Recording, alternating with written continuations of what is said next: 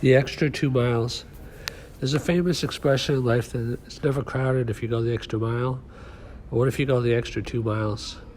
And I feel like God or life or the universe or whatever you want to call it is really, I'm not even sure of the words, it's just kind of come through for me.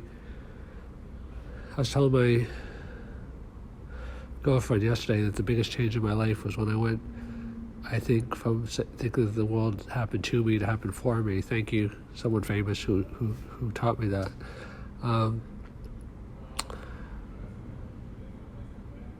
But I stayed with things. This is the extra 2 miles, much longer than I wanted to, much longer. Like, I don't want to give specific examples, but there were things that I thought maybe I might do for a couple months. I wound up doing for years and years and years, and I'm still doing them. And it's kind of like, I felt like it was beneath me. I felt like it's not where I was supposed to be.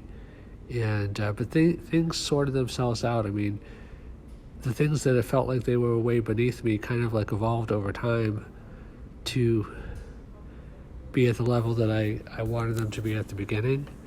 And there's a famous saying. I went to Temple University for graduate school, and I think it's the founder of Temple, Cronwell, or whatever his name is, who wrote I hope it's the right guy.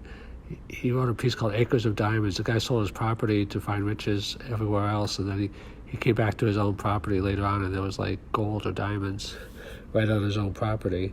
And when they say grow where you're planted, there are no mistakes in life. Sometimes it's time to leave. Like, some people just grow up in like a small town and never leave it, and maybe they had broader horizons. They could have done more.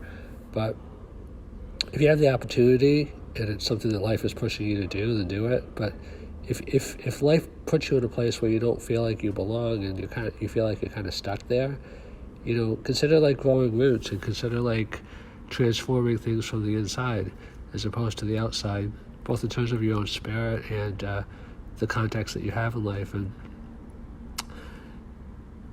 going the extra 2 miles is not always about effort. Sometimes it's about perspective.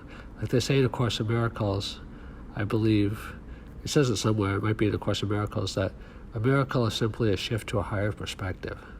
So if you can take a higher perspective on things and be willing to go the extra 2 miles, watch out, world.